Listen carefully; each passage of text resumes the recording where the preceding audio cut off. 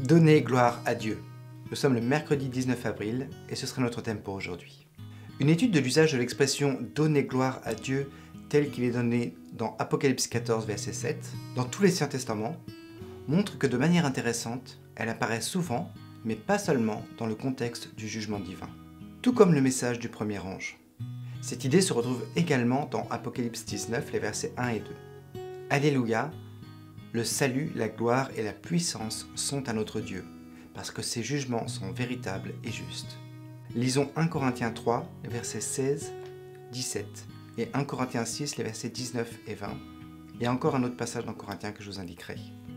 Comment ces passages nous aident-ils à comprendre l'une des façons dont nous pouvons glorifier Dieu? D'abord donc 1 Corinthiens 3, les versets 16 à 17. Ne savez-vous pas que vous êtes le temple de Dieu, et que l'Esprit de Dieu habite en vous? Si quelqu'un détruit le temple de Dieu, Dieu le détruira, car le temple de Dieu est saint. Et c'est ce que vous êtes. Maintenant 1 Corinthiens 6, 19 à 20. Ne savez-vous pas que votre corps est le temple du Saint-Esprit qui est en vous, que vous avez reçu de Dieu, et que vous ne vous appartenez point à vous-même, car vous avez été rachetés à un grand prix. Glorifiez donc Dieu dans votre corps et dans votre esprit qui appartiennent à Dieu. Maintenant 1 Corinthiens 10, le verset 31. Soit donc que vous mangiez, soit que vous buviez, soit que vous fassiez quelque autre chose, faites tout pour la gloire de Dieu. Selon l'apôtre Paul, notre corps est un sanctuaire, la demeure de l'Esprit de Dieu, un temple sanctifié par la présence de Dieu. Les Écritures nous appellent à glorifier Dieu dans tous les aspects de notre vie. Lorsque Dieu est le centre de notre vie, notre seul désir est de lui rendre gloire, que ce soit par notre alimentation, notre habillement, nos loisirs ou notre interaction avec les autres. Nous rendons gloire à Dieu lorsque nous révélons son caractère d'amour au monde par notre engagement à faire sa volonté.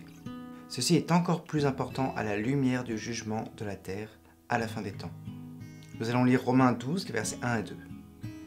Quel appel l'apôtre Paul lance-t-il concernant la totalité de choix de nos vies?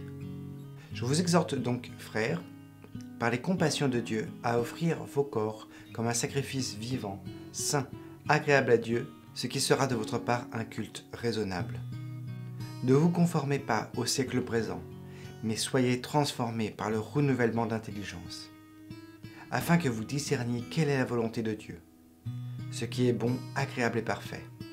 Le mot grec du Nouveau Testament pour les corps dans ce passage est somata, qui est mieux traduit par la somme collective de ce que vous êtes, corps, esprit et émotion.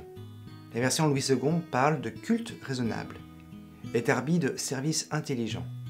En d'autres termes, lorsque vous vous engagez totalement à craindre Dieu et à le glorifier, c'est tout ce que vous faites en donnant à Dieu votre esprit, votre corps et vos émotions. Cela constitue un acte d'adoration intelligent.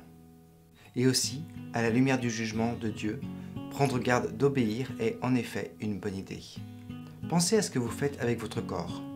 Que pouvez-vous faire pour vous assurer que vous glorifiez Dieu avec votre corps? Voilà la question pour vous ce soir, et je vous donne rendez-vous demain.